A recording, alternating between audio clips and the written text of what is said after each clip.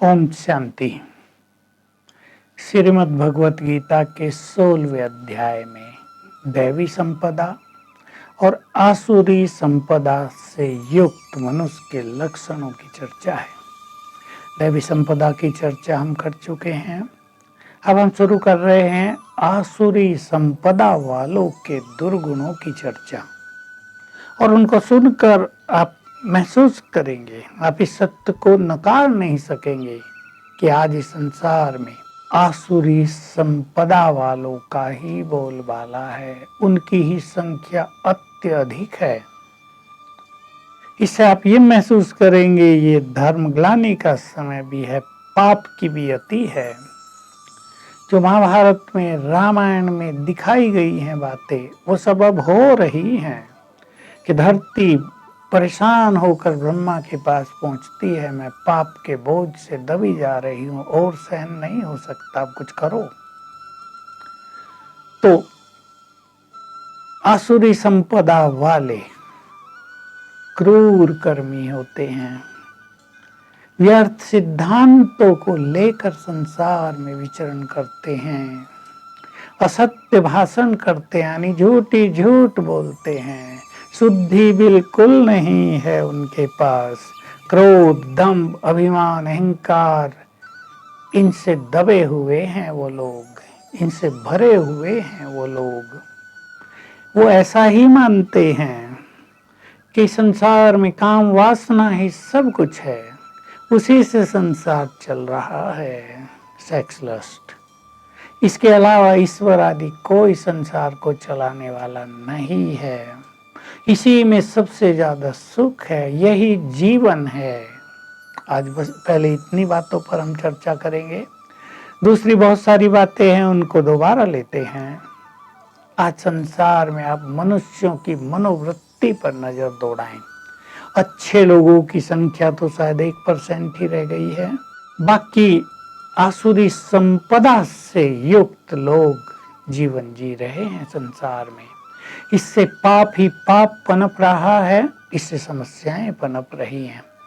आप कोर्ट के केसेस का यदि विश्लेषण करें तो उनमें से सारे ही पाप के कारण हैं। काम वासना से तो कितने केस हो रहे हैं, संसार में अशांति हो रही है। ये काम वासना क्रोध को जन्म देती है, ये दुख अशांति को बढ़ावा देती है, ये मोह ममता और कामनाओं में वृद्धि करती है। तो यही सब समस्याओं के कारण हैं। सुख विषय वासनाओं में नहीं, भोगों में नहीं है। सच्चा सुख अगर कोई मनुष्य एक बार चख ले तो उसके ये भोग विलास उसे नीरस प्रतीत होने लगेंगे। सच्चा सुख है परमात्मा मिलन का सुख, उसके पास रहने का सुख, योग युक्त होने का सुख। कई लोग हम लोगों को कहा करते हैं कि तुम लोग ब्रह्मचारी बन गए, तुमने वो विकारों का सुख देखा नहीं, तुम्हें क्या पता वो कितना सुख है। मैं उन्हें कहा करता हूँ, तुमने परमात्मा मिलन का सुख नहीं देखा, तुम्हें क्या पता इस सुख से 1000 गुना बड़ा है वो सुख, वो अतीन्द्रिय सुख है। उस सुख से मन परम आनंद से भरपूर हो जाता है। ये काम वासनाओं के क्षणिक सुख जो दुखों का बीज हैं, इन्होंने संसार में दुखों की वृद्धि बहुत कर दी है। घर घर में तनाव इसी के कारण है। वातावरण दूषित है, जो कहा गया उनमें कोई शुद्धि नहीं, अंदर बाहर की शुद्धि नहीं है। घर में आप देख सकते हैं परिवारों में कितने लोगों की क्रिमिनल आई है, कुदृष्टि है एक दूसरे के प्रति। अवगुणी दृष्टि तो होती है, पर कुदृष्टि कितनों के प्रति है। भाई बहनें भी इससे अछूते नहीं रहे। ऐसा ये कलयुग का अंतिम समय आ पहुंचा है। तो यदि हमें अपने जीवन को समस्याओं से मुक्त करना है तो एक तो शुद्धि अपनाएं। पहली शुद्धि की जरूरत है खान पान, रहन सहन, आहार विहार की शुद्धि। लोग रात को होटलों में ही जाते हैं, विहार गलत, संग गलत, छोटे छोटे कमरों में रहते हैं बहुत सारे लोग। धन ही सब कुछ है ये मानकर जीते हैं, चिंताओं में जीवन जीते हैं। ये भी आसुरी लक्षण दिखाए गए। जीवन के आदि से अंत तक कुछ न कुछ चिंताएं लेकर ही लोग जीवन जीते हैं, वह आसुरी संपदा वालों के लक्षण हैं। उस पर हम थोड़ा ठहर के आते हैं। तो ये दुख बढ़ रहा है, रोग बढ़ रहे हैं। रोगों का कारण मेडिकल साइंस जो रियल कारण है उसको नहीं जानती। वो सोचती है ये कारण हुआ, ये हुआ, तुम्हें कफ इसलिए हो गया, तुम्हें एसिडिटी इसलिए हो गई, तुम्हारा भोजन इसलिए हजम नहीं हो रहा, तुम्हारे कमर दर्द इसलिए हो गया। लेकिन इन सब का बीज अपवित्रता है, अशुद्धि है, चाहे खान पान की अशुद्धि। लोग नॉन वेज का सेवन कर रहे, घर घर में सेवन होने लगा है। पहले कुछ संप्रदाय इसके अधीन थे, अब चारों तरफ फैल गया। ब्राह्मण भी, ब्राह्मणों के घर में मांस पकने लगा है। तो ये कलयुग के अंत में आसुरी संपदा के कारण बेचैनी है, अशांति है, दुख बढ़ता जा रहा है, रोग बढ़ते जा रहे हैं। लोग सोचते हैं नॉन वेज खाने से उनकी इम्यूनिटी बढ़ जाएगी, अपवित्रता के कारण सारी ही नष्ट हो जाती है। इसलिए शुद्धि अपनाना बहुत जरूरी है। जिनके पास शुद्धि ज्यादा होगी वो भी इन वायरस से मुक्त रहेंगे।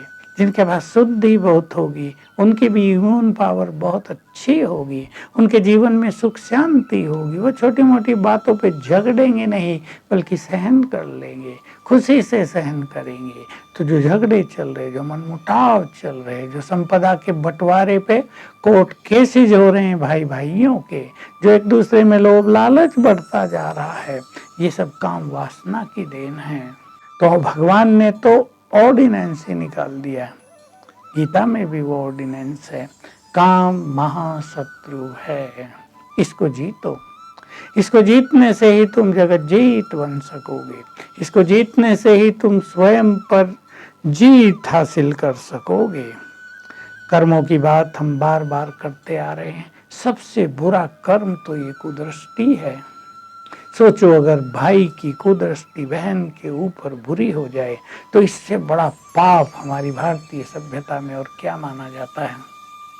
जो एक बहुत पवित्र नाता है वही दूषित हो जाए तो क्या ये विनाश का लक्षण नहीं है?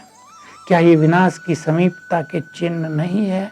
क्या हम महाविनाश की ओर नहीं बढ़ रहे हैं?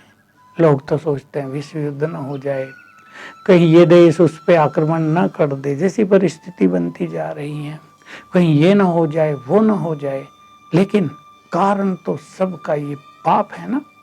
पाप की अति हो गई। हमारे देश में एक संप्रदाय इस बात में विश्वास करता है कि जब जीवों की हत्या बहुत होती है, नॉन वेज खिलाने के लिए जीवों की हत्या बहुत होती है, तो उसके निगेटिव वाइब्रेशंस जो फैलते हैं उससे भूकंप होते हैं। तो हम देखेंगे ये अब तेजी से इस संसार में भूकंपों की संख्या बहुत बढ़ती जाएगी। दिल्ली के आसपास तो दहल रहे हैं लोग, और ये घटना सारे संसार में होने लगेंगी, क्योंकि जो जीवों की हत्या के समय उनके निगेटिव वाइब्रेशंस होते हैं वो प्रकृति पर, धरती पर बहुत बुरा प्रभाव डालते हैं। तो हम ध्यान दें, ये समस्याओं के बीज कारण हैं। जिस दिन भूकंप होने लगे, संसार में हाहाकार होने लगेगा, तब लोगों की आंखें खुलेंगी कि तुमने जो इस तरह के पाप किए हैं उस इन समस्याओं के बीज तो तुमने बो दिए थे। तो हम अब भगवान की बात माने, सत्कर्मों की ओर चलें, पवित्रता की ओर चलें, सत्य भाषण की ओर चलें, अपने जीवन को निर्मल बनाने की ओर चलें। इसी से तो ये संसार सुखी होगा।